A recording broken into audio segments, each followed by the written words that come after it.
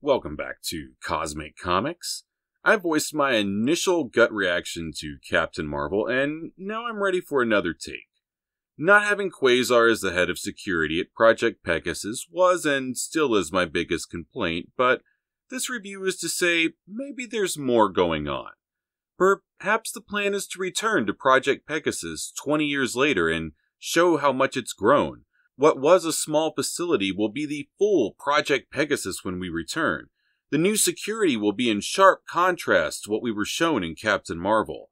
I have to remember that it wasn't until after people with powers started showing up that Project Pegasus began shifting into a kind of jail for all of Earth's mightiest villains, and also refusing to let loose some of the heroes they had held there protesting, such as Dazzler and Wandar. When we look at the character of Mar-Vell in the movie, I don't think we should assume that she is dead. We never saw a funeral for the body. This opens the door to some great possibilities. Maybe after getting shot, a series of events takes place that results in Marvel finding the Negabands. And the reason we haven't seen her in 20 years is she's currently stuck in the negative zone, and Rick Jones never wants to let her out. Point being, they got the reaction they wanted from me by making me upset that the original Mar-Vell was taken out the way that she was. The way to win me over with maximum emotional effect is to bring her back, possibly when we least expect it. Endgame would be fun, as Mar-Vell is Thanos' oldest foe. Carol Danvers didn't have enough emotional reaction is a complaint I hear. Playing the devil's advocate, what if this is good acting? What if the reason she has no emotion as Vers is the same reason Carol struggles with feelings and no emotions for a long time in the comics? Because she's no longer connected to her past. And in the comics, even when she finally gets those memories back, she's still robbed of those emotional connections that come with those memories, like watching somebody else's life. And let's give them props for pulling Carol and others' memories from their minds, as this was technology that was introduced early in the pages of Captain Marvel when the Skrulls used the same machine to discover why the Kree had sent Marvel to Earth.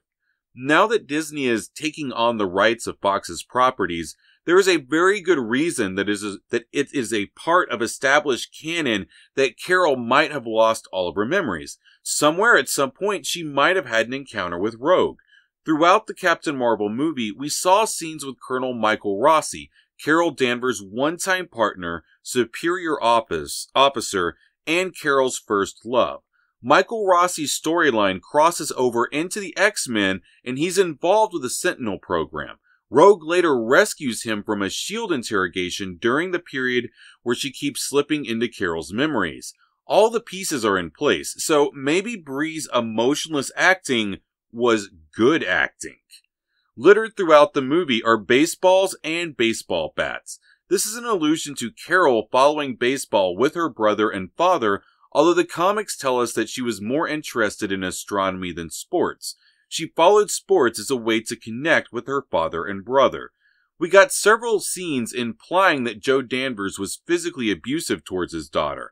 This is a shame, as Joe Danvers was originally introduced as, in a world of good men, Joe Danvers is one of the best. But the most recent retcon added in the elements of abuse. What is noticeably absent is Carol's mother. Now, we need to look at some of the carefully crafted disinformation Captain Marvel brought us. This isn't in a bad way. Movies lie to us all the time to increase emotional response on down the line. Establish facts and rules within the narrative, then proceed to break both. It's what makes Empire Strikes Back and most of the Harry Potter movies so good. In this case, it might be that Carol's mother wasn't around for her childhood. If she wasn't around, then the character would be upset about this and would probably struggle with the reason why her mother left.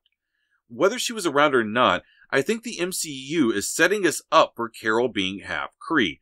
They have recently established this in the comic books. Her mother is most likely absent due to some connection with the Kree homeworld. Literally anything could be written into that hole.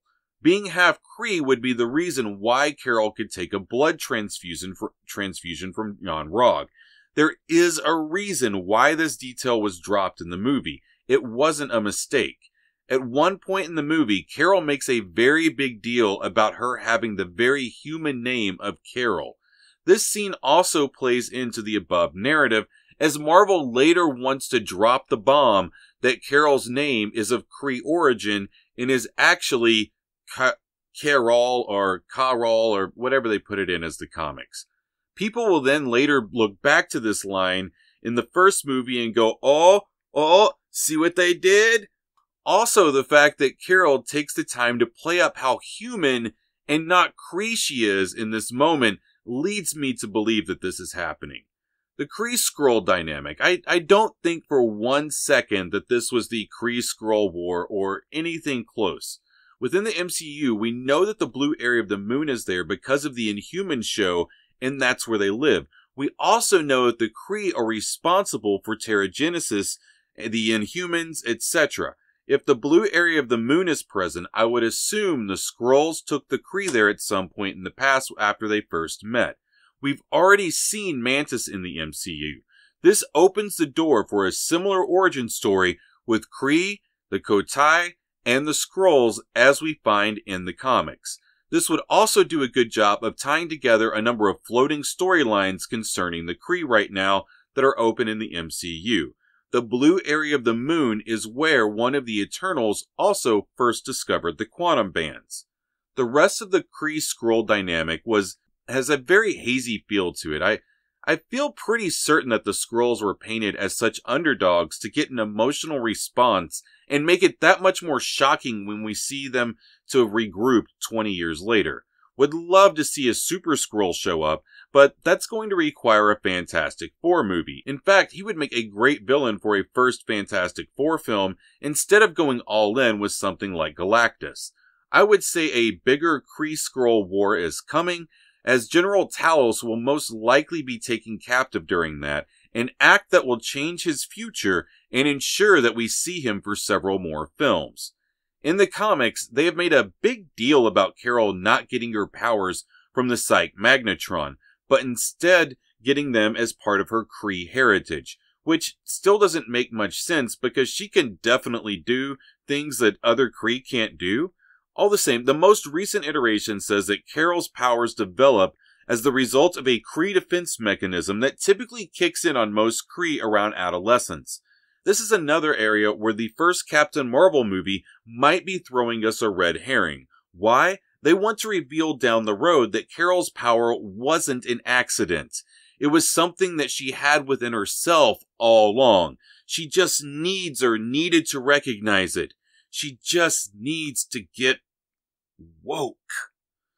The dynamic between Carol and Marvel and Yon-Rogg was touched on ever so slightly, but perhaps the reason for this is so that they can build this up into a larger conflict in a later movie. I'm willing to bet that both Yon-Rogg and Mar-Vell survived the respective blast due to the protective nature of their Kree battlesuits. Several times in one of the comics, we see Marvel take shots that should have killed him, and it is his suit that saves his life. Another possibility is they bring in one of Mar-Vell's children. That would be pretty cool. No reason she can't have kids running around the universe, right? So, there you go. My predictions moving forward. Colonel Rossi might have the connection we need to introduce the mutants. Carol is half Kree. The explosion didn't give her powers, only woke them up. Mar-Vell and Yon-Rogg both still live, and their story will play out in a future movie. Project Pegasus will be back, bigger, and better, and have numerous new residents, including one named Klaw. This is my ever-hopeful Captain Marvel review. It's not all doom and gloom out there, Marvel fans. But that being said, if Goose steals the Infinity Gauntlet from Thanos instead of Gamora in Endgame, I'm walking out. I'm Cosmic Comics. Thanks for listening. I'm out.